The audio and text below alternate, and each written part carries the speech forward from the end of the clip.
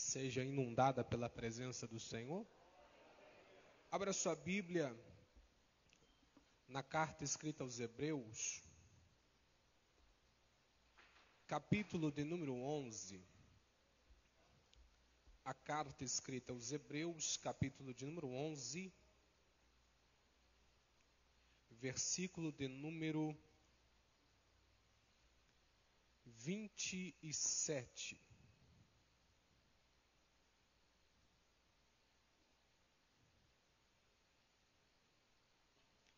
Hebreus, capítulo de número 11, versículo de número 27, que diz assim.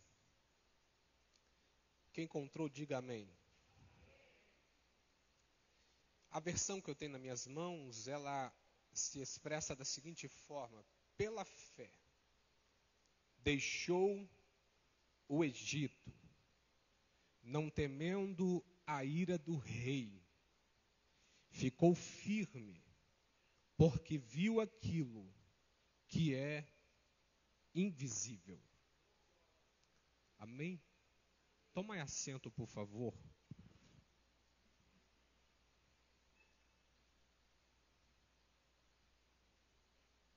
Meus irmãos, é uma alegria enorme ministrar em casa, principalmente para este grupo de adolescentes tão abençoado e esta igreja tão amada.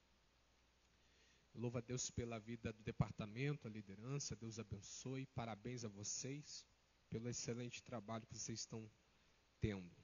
Estamos vivendo dias de festa, já deixo um rápido convite a você, não poderia deixá-los sem este convite. Próximo final de semana vai ter festa aqui em casa. Assim como está tendo hoje, a presença do Senhor também se fará presente. E começará no sábado às 7h30 da noite. Não é 8h30 não, é 7h30, tá? Não chega 8h30 que você vai perder o lugar. 7h30 da noite nós estamos aqui no sábado e no domingo às 19 horas, tá bom? Deus abençoe a vida de vocês. Meus irmãos, eu tenho uma palavra de Deus ao seu coração aqui esta noite. Quantos querem ouvir, diga amém. Nós estamos no capítulo de número 11 dos Hebreus, que é o capítulo dos heróis da fé. Se você quer conhecer histórias de homens que demonstraram a sua fé de uma forma notável, leia o capítulo de número 11 aos Hebreus. Porque é aqui que você vai encontrar experiências de homens que por meio da fé desafiaram as leis naturais do mundo. Tem um texto bíblico que diz que eles apagaram a força do fogo, fugiram do fio da espada, e o mais improvável, da fraqueza conseguiram tirar forças. Isso está no livro dos Hebreus. Então nós estamos no capítulo 11 dos Hebreus, que é o capítulo dos heróis da fé. E eu preciso colocar um pano de fundo aqui esta noite para aquilo que o Senhor tem a nos entregar. E a primeira coisa que eu preciso explicar a vocês é que o capítulo 11 começa conceituando, definindo o que é fé. E é por isso que o capítulo 11 ele começa dizendo assim, que a fé é o firme fundamento das coisas que se esperam e a prova das coisas que não se vê. Isto é fé. É você acreditar em algo que você não está vendo.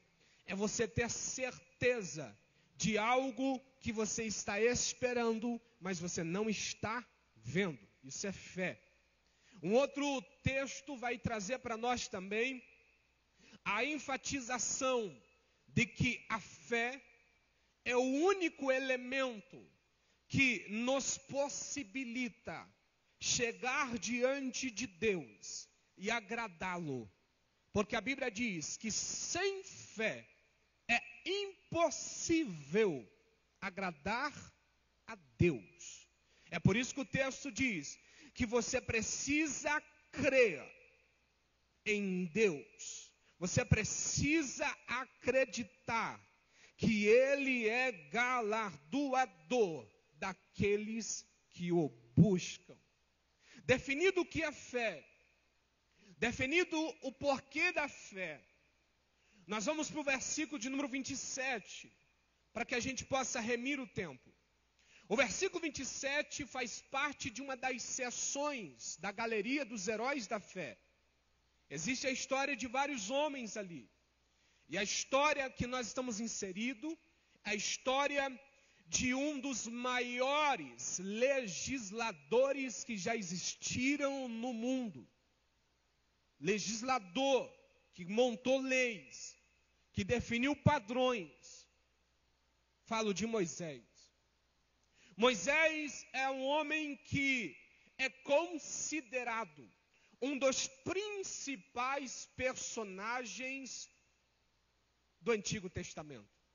Moisés é tão notável que a Bíblia vai dizer para nós que ele é reconhecido como o autor dos 5 primeiros livros. Por isso que eu disse que ele é um dos maiores legisladores que já existiu no mundo.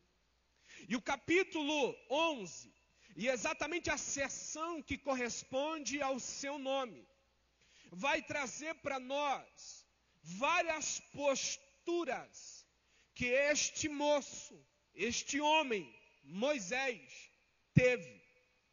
Desde criança, a sua família teve posturas que o levaram a chegar exatamente no ponto aonde nós estamos inseridos nesta noite. Que ponto é esse, Israel? O ponto em que ele olha e diz assim: pela fé, ele saiu do Egito, deixou o Egito, não temendo a ira do rei, porque ficou firme, porque viu aquilo que era invisível. Eu quero olhar isso aqui com uma lupa gigante, porque existem lições aqui que são para os nossos dias de hoje. E é por isso que eu peço que você redobre a sua atenção nos minutos que eu tenho, porque eu quero entregar a vocês 4 posturas que Moisés vai ter diante de Faraó. E essas 4 posturas que Moisés vai ter é para combater 4 sutilezas de Satanás que ele tem lançado contra a vida dos cristãos. E eu já adianto aos senhores que a última sutileza que Satanás lança contra a vida dos cristãos, essa é pesada, é muito pesada. Primeira sutileza que Satanás vai lançar sobre a vida dos cristãos, sobre a vida de Israel. Estou falando de Moisés. Moisés é o libertador de Israel. Quais foram as sutilezas que Satanás usou para tentar ludibriar o povo de Israel? Quais foram as propostas que Satanás fez para o povo de Israel, para tentar enredar o povo de Israel no seu mundo, no seu sistema maligno, no seu sistema diabólico? Primeira proposta que Faraó vai fazer para Israel. Êxodo capítulo de número 8, versículo de número 25. A Bíblia diz que Moisés e Arão adentraram a presença do rei. E o rei olhou para Moisés e Arão, após ter sido acometido de algumas pragas no Egito, por não ter permitido o povo de Israel sair da terra do Egito para sacrificar ao Senhor, para servir ao Senhor. Após ter passado por algumas pragas, Faraó chama Arão e Moisés. E olha para Arão e Moisés e vai fazer uma proposta. E é uma sutileza que muita gente tem caído. Moisés e Arão diante de Faraó. Faraó olha para Moisés e diz assim: ide e oferecei sacrifício ao vosso Deus nesta terra.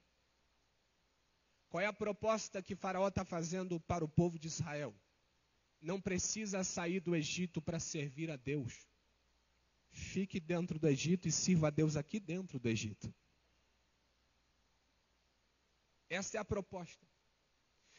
O rei Faraó, ele estava propondo ao povo de Israel que o povo de Israel adorasse a Deus com liberdade dentro do Egito, ficando na condição de escravos. Só deixa eu lembrar você que o Egito significa mundo, sistema, pecado, mundanidade, coisas ruins. Esse é o Egito. Qual é a ideia de Faraó? Sacrifique no Egito. Sacrificar no Egito tenha uma vida de adoração dentro do Egito, sem transformação de vida. Seja cristão dentro do Egito, sem renúncia. Continue dentro do Egito, sem abnegação, sem a entrega, sem a disponibilidade total para Deus. Essa proposta, ela diz assim: adore ao Senhor aqui no Egito, e não precisa mudar a sua vida. Adore ao Senhor aqui no Egito, permanecendo nas mesmas práticas mundanas. Está tudo bem, está tudo certo, está tudo tranquilo. Até porque nós estamos no mundo moderno, as coisas precisam ser atualizadas. Ei, Deus não te chamou para ficar no Egito. Deus te chamou para você ser povo santo, eleito, separado, remido, lavado pelo sangue. E o inimigo sabe melhor do que você que quando Deus nos elegeu nele, antes da fundação do mundo, Ele não nos elegeu para sermos de dois senhores. Ele não nos elegeu para nós habitarmos e vivermos de uma forma dissoluta em dois mundos. Ou você é crente de verdade, ou você não é.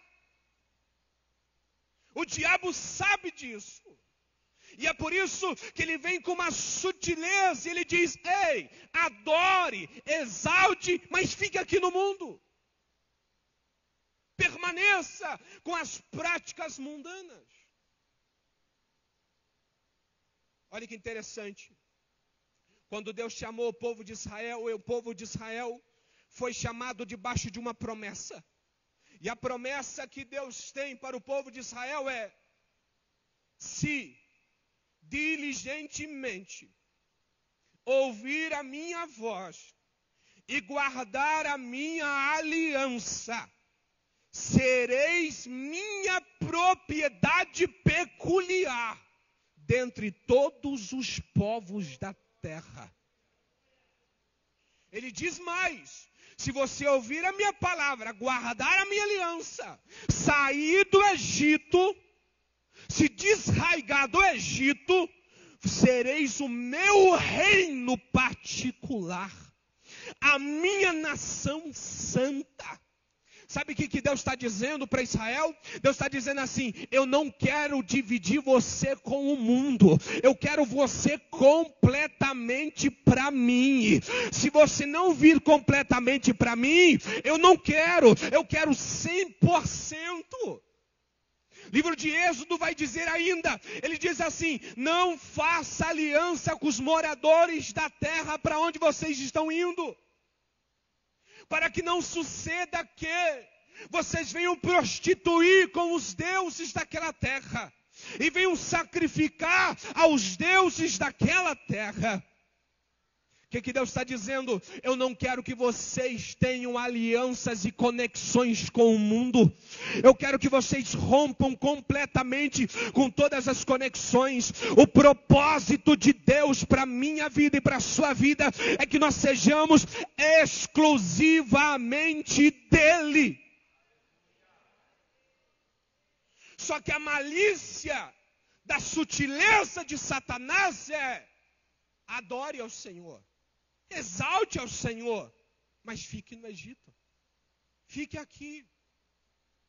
Sabe por quê? Porque ele sabia que se você permanecesse no Egito, tudo que você fizesse na sua labuta de vida cristã, tudo que você fizesse no seu currículo de vida cristã, estaria invalidado pelas suas atitudes erradas de ter conexões com o mundo. Essa é uma sutileza de Satanás. Agora eu deixo alertar você. A sutileza do rei Faraó é: adore, mas fique no Egito. O que é isso? Tenha o mundanismo dentro de você. É por isso que você percebe na igreja uma luta frequente para que as pessoas se acostumem com as práticas erradas do mundo. As pessoas estão tentando empurrar a goela abaixo, dizendo: é normal. É normal o casal de namorado agir dessa forma antes do casamento. É normal acontecer isso antes daquilo. É normal, é coisa boa, é desse mundo. Não é, é coisa do mundo. Deus quer você separado. Quer adorar? Adore, mas saia do Egito. Moisés refutou essa. Moisés disse: não, negativo. Deus mandou a gente sair. Se você não vai deixar a gente sair, toma praga em você. Aí a Bíblia vai dizer que Faraó olha e diz assim: essa não deu, perdi essa. Vamos para a próxima. O diabo é insistente, né? Vamos para a próxima. Chamou de novo. Olha a segunda sutileza. Chamou de novo. Olhou para Moisés. Disse assim: Moisés, beleza, eu propus a vocês que adorassem aqui no Egito, mas não deu boa, né? Então fechou. Vou dar uma outra proposta para vocês. Qual é a proposta? Seguinte, eu até permito que vocês saiam do Egito e adorem, mas não vá longe não. Não vai longe. E tem outra. Ora por mim. Olha que descarado. Olhou para o povo e diz assim: quer adorar? Eu até permito, pode sair, mas não vá longe. E quando você sair e não for longe, lembra de mim, hein? Ora por mim. Sabe o que é isso? Moisés está recebendo a seguinte proposta. E a segunda proposta, ela está dizendo assim: eu deixo vocês sacrificarem ao Deus de vocês, mas não fiquem longe das influências do Egito. Não fique longe das conexões com o Egito. Pode até ir, pode ir. Não, frequenta lá a escola dominical. Não, pode ir lá no culto de domingo, pode ir. Quer ir num culto de ensino da quarta? Pode ir. Mas não vá longe. Fica um pouquinho aqui. Fica perto. Ei, olha a sutileza de Satanás. Ele está dizendo: você pode até ir, mas fique perto. Sabe o que é isso? É você cochear em dois pensamentos. Hoje é domingo, o culto dos adolescentes, o líder, a Érica, o Leandro pediram para eu consagrar, então eu vou ficar consagrado. Hoje, se aparecer um demônio na minha frente, rapaz, é fogo santo nele. Mas amanhã o Spotify já está naquela música, a roupa já está daquele jeito, a vida já está daquela forma. Por quê? Pode ir, mas não vá longe. Fique perto. Permaneça conectado. Qual é a verdadeira religião que o apóstolo Tiago diz? O apóstolo Tiago diz assim: a verdadeira religião, a pura, a sem mácula, para com o nosso Deus Pai é, primeiro, visitar órfãos e viúvas nas suas tribulações. Primeiro. Segundo, a si mesmo guardasse incontaminado do mundo. A verdadeira religião pura e sem mácula é guardar-se incontaminado do mundo. Sabe qual é a maior dificuldade do cristão? Seja o cristão de 30 anos de cristão, de 40 anos, de 10 anos, de 1 ano, de 6 meses. Sabe qual é a maior dificuldade? É entender o que é ser convertido e o que é ser santificado. Deixa eu explicar isso para você. Você ser convertido, sabe o que é você ser convertido? A conversão é tirar o cristão do mundo, tirar o cristão do Egito. Agora, sabe o que é santificação? Ei, pega essa. Santificação é tirar o Egito de dentro do cristão. Isso é santificação. Só que Faraó, ele vai dizer assim: olha, já que eu não consegui impedir que vocês fossem, vocês querem ir, eu queria que vocês ficassem. Beleza, pode ir. Mas eu vou minar o relacionamento de vocês. Com o quê? Com microconexões com o mundo. É por isso que lá no livro de Atos dos Apóstolos, quando Estevão está declarando perante o Sinédrio, Estevão fala assim: os vossos pais, quando estiveram no deserto, repeliram a Deus, e no seu coração voltaram para o Egito. Lembra quando eles estavam no deserto? Começou a faltar água, começou a faltar alimento. Mas no Egito tinha pepino. Mas no Egito tinha cebola. No Egito tinha isso. Foi, mas o coração ficou. Aceitou a fé, participou do discipulado, fez o ensino bíblico, desceu as águas. E aí está na igreja, de repente ele dá aquela lembradinha. Aquela lembradinha.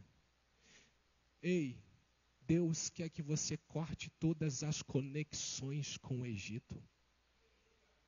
Tudo. Não deu certo essa. Moisés refutou na hora. Disse assim, que ir para perto, rapaz. A gente vai passar o deserto, vai passar o Mar Vermelho e vai longe. Você acha que eu vou querer ficar perto da minha terra, que eu sofri 430 anos? Tá o quê? Pensou o quê da cabeça? Toma praga em você. Aí Faraó pensou mais um pouco. Disse assim, Arão, Moisés, vem cá. Terceira proposta para vocês. Olha, essa aqui eu planejei e é uma proposta top. Top? Beleza, top. Qual é a proposta então? Proposta é o seguinte, vamos lá. Êxodo capítulo de número 10. Aí ele diz assim, olha, não há de ser assim. Ide, somente vós, os homens, e sirvam, sacrifiquem ao Senhor. Não foi isso que vocês pediram? Vão, deixe filhos, deixe crianças, deixe mulheres, vá só vocês os homens. Você quer ir? A proposta é essa. Deixa filho, deixa criança, deixa mulher, vai só os homens. O que é isso? O que é isso? Ele está interferindo no seio familiar. Esta sutileza, ela é pesada. Porque o ponto mais importante da vida cristã é você ter a sua família no altar de Deus. A sua vida familiar, ela não é separada da sua vida de fé. A Bíblia diz que se você não tem cuidado dos seus, especialmente os da sua própria casa, você tem negado a fé e é pior do que o descrente. Sabe o que é isso? Ele está dizendo para nós que se nós ferirmos o princípio de Deus na família, nós vamos gerar uma desconexão com Deus. Se você negligenciar o âmago da sua casa, você vai gerar uma desconexão com Deus. É por isso que o diabo luta e luta pesado contra a sua família. É por isso que o diabo luta e joga abaixo contra a sua família. Quando Pedro escreve a respeito desse princípio, Pedro diz assim: maridos, honrai as vossas mulheres, que é o vaso mais frágil. Trate com dignidade, para que as vossas orações não sejam interrompidas. Você está entendendo isso? Irmão, eu aprendo isso todo dia. Tenho que aprender mais ainda. Você precisa aprender mais. Ah, mas eu sou casado há 30 anos, você é um ano só, você tem que aprender mesmo. Não, é para todo mundo. Você precisa cuidar da sua família.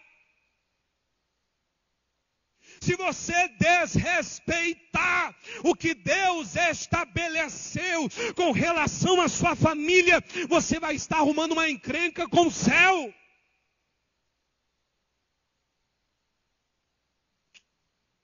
É por isso que o diabo luta contra a sua família.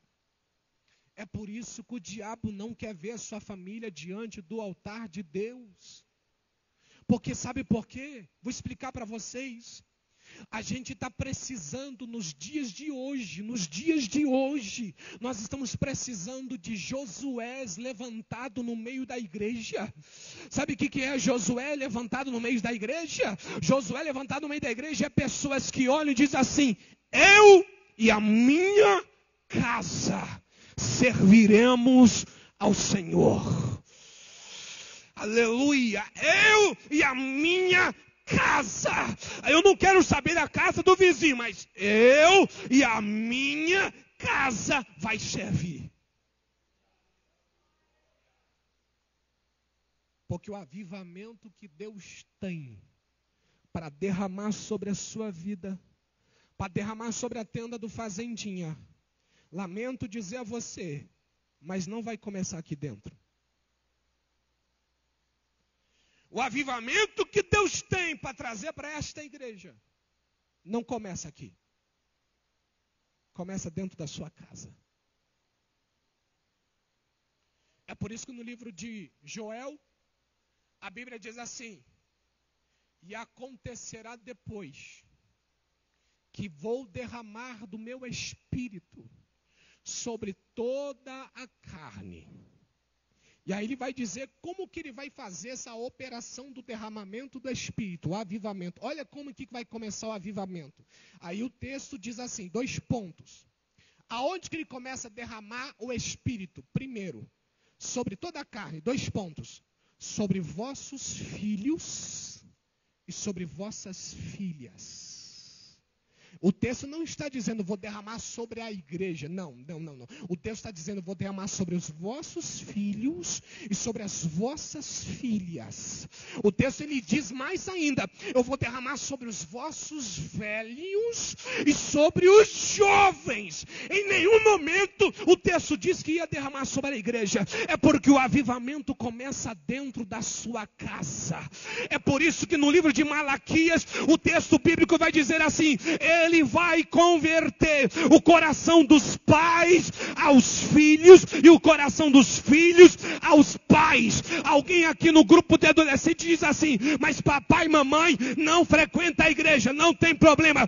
Deus vai converter o coração do pai ao filho. Alguém aqui diz assim, mas meu filho e minha filha não aceitam a Jesus ainda, não tem problema. Deus vai converter o coração do filho ao pai.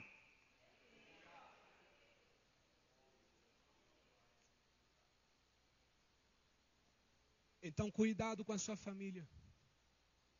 Cuide dela. Cuide. Vamos para a última sutileza, eu preciso entregar o microfone. A primeira tentativa de Faraó foi: adore, mas fique aqui dentro. Essa não.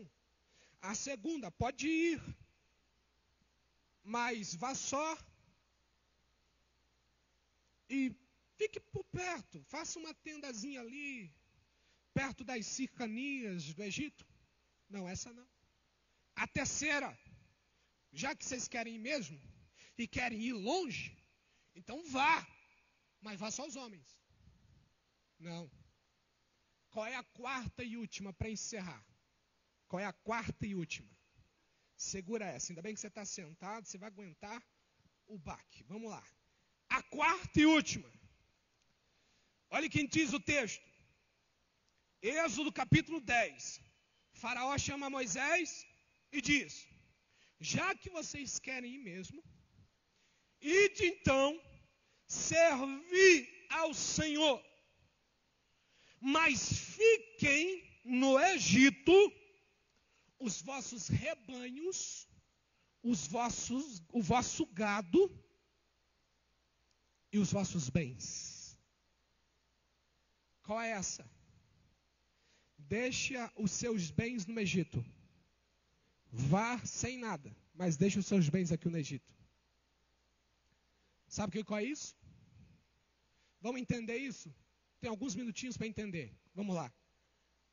Qual é a importância dos bens para Deus? Qual é a importância dos seus bens, do seu patrimônio para Deus? Qual é a importância? Qual é a importância? Você acha que Deus quer o seu patrimônio? Olha que interessante. Quando o faraó diz assim, vocês podem ir, mas deixa o gado, Moisés levantou e disse, não, a gente vai com tudo. Por quê? Porque o gado era usado para o sacrifício. O faraó diz assim, já que vocês querem ir, então vá. Mas deixa eu segurar a oferta aqui. Deixa eu segurar o sacrifício deles aqui. Aí eles vão sem um sacrifício. Mas qual é a esperteza de Faraó? A esperteza de Faraó é tentar impedir que as pessoas sirvam e adorem ao Senhor com seus bens. Provérbios capítulo de número 3, versículo de número 9, o texto diz assim: honra o Senhor com os teus bens e com a primícia de toda a sua renda. O texto não está dizendo dê ao Senhor os seus bens. O texto não está dizendo entregue ao Senhor os seus bens. O texto está dizendo honre ao Senhor com os seus bens. Olha a forma tão específica que Deus pede para que você faça com os seus bens. Por que será isso? Será que é porque para Deus os meus bens são importantes? Será que para Deus o carro novo que eu tenho é importante? Será que para Deus o salário grande, novo, sei lá o que, é importante? Será que é isso? Deus não está valorizando os bens aqui. Deus não está valorizando o quanto você ganha. Deus não está valorizando o quanto você tem na conta. Deus não está valorizando se o seu carro é de 100, de 200, de 300 mil. Deus está olhando e está dizendo assim, eu quero ver aonde é que está o coração deste filho. O que está em disputa aqui é o controle do seu coração. Eu quero ver se você consegue sujeitar a Deus não só a adoração de lábios, mas eu quero ver se você consegue sujeitar a Deus a sua vida financeira. Porque Deus não tem problema nenhum com dinheiro. A Bíblia diz que o problema de Deus não é com o dinheiro. A Bíblia diz lá no livro de Timóteo que o problema não é ter dinheiro, é você amar o dinheiro. É por isso que no livro de Salmos o texto diz assim: quando as vossas riquezas aumentarem. Eita glória, você deu um glória aí? Não deu? Não deu? Não deu? Vou falar de novo para você dar aquela espertada, né? Vou dizendo de novo: quando as suas riquezas aumentarem, aleluia! Eu quero isso para a minha vida. O que o texto diz? Dê tudo para a igreja? Não, o texto não diz isso. O texto vai dizer assim: não ponhais o seu coração nelas. Lá em Timóteo, quando Paulo vai instruir a igreja de Timóteo, Paulo dá várias instruções. Estou terminando o texto. Quando Paulo chega para instruir os ricos da igreja, Paulo olha para Timóteo e diz assim: Timóteo, instrui os ricos a fazerem o quê? A serem generosos, a repartir aquilo que têm. Sabe o que significa isso? É você não servir ao dinheiro, o dinheiro serve você. O que está em jogo aqui é o controle do seu coração. Você não pode servir a dois senhores. Ou você serve a Deus, ou você serve ao dinheiro. Porque a Bíblia diz que a avareza é uma idolatria. Sabe o que significa a avareza ser uma idolatria? Quando a pessoa é avarenta, a pessoa é apegada nas coisas. Deus me livre você riscar o carro dela. Ela arranca teu braço. Deus me livre você riscar minha panela. Você é apegado às coisas? Você é avarento? Quando você é apegado às coisas, você tem um Deus dentro de você. E você acha que o teu Deus vai dividir lugar com esse Deus avarento que você está dentro de você? Não. Ele não vai. Ele está dizendo para você que você não pode servir a dois senhores. Você não pode. Quando a palavra do Senhor diz que você tem que honrar a Deus com as suas propriedades, com seus bens, com seus patrimônios, Ele está dizendo assim: eu quero ver se o teu coração de fato está arraigado em mim. Porque se de fato está arraigado em mim, você não vai se preocupar se vai faltar amanhã, se vai faltar depois, você não vai se preocupar. Você vai se entregar de verdade. Você não vai deixar o dinheiro dominar você. Você não vai deixar as possessões dominar você. Você não vai deixar as riquezas dominar você. E quando você olhar para o céu e dizer: Pai, o que me importa é o meu relacionamento contigo. Não me importa a conta bancária. Não me importa salário, não me importa dinheiro, não me importa riquezas. Aí o Pai lá no céu vai olhar e vai dizer: opa, estou gostando de você. Você não está pegado às coisas materiais. Então sabe de uma coisa? Tô riqueza, tô prosperidade, tô carro novo, tô empresa, tô faturamento. Porque você não está pegado às coisas materiais. Entenda de uma vez por todas. Deus não está interessado no teu dinheiro. Ele não está interessado. Agora, quando você honrar a Deus com as suas riquezas e mostrar para Ele que quem é mais importante na sua vida é Deus do que o teu dinheiro, a continuidade de Provérbios vai dizer assim: e encherão os teus celeiros, e transbordarão os teus lagares. Cuidado com essas sutilezas que Satanás tem lançado contra a sua vida. Fica de pé comigo, por favor.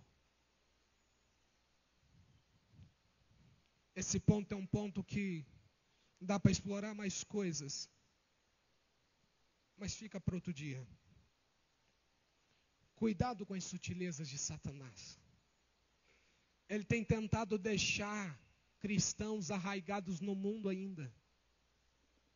Quando ele não consegue deixar o cristão arraigado no mundo, ele diz assim: pode ir, mas fica perto. Tem algumas conexões ainda. Quando ele não consegue deixar você no mundo e não consegue deixar nem você perto do mundo, ele vai e interfere na sua família. Mas quando ele não consegue interferir na sua família, ele vai naquilo que mexe com a sociedade. Ele vai nas tuas finanças. Ele mexe com a parte financeira. Cuidado. Não fique no Egito. Saia com tudo que você tem direito. Porque Deus tem coisas maiores para fazer por você. Eu quero orar por você. Você que quer uma oração e quer iniciar essa semana diferente. Você quer iniciar a semana e dizer: Senhor, eu não sou apegado com coisas materiais, me ajuda a desapegar. Senhor, eu quero cuidar da minha família, eu quero blindar a minha família. Senhor, eu não quero ter conexões com o mundo. Senhor, se tem algo do mundo dentro de mim, tira. Eu quero orar com você. Se tiver alguém, dê um sinal, vem aqui à frente, ora junto. Se não tiver, eu já quero encerrar. Não tem culpa a sua cabeça, eu quero orar por você. Senhor Deus, a tua palavra foi entregue, ó Pai. Nós aprendemos diante da sua palavra a fugir das sutilezas de Satanás, dessas propostas indecentes que o diabo tem feito. Senhor, tira-nos do mundo, tira todas as conexões que nos deixam próximo do mundo. Não permita, Senhor, que o diabo venha interferir na nossa família.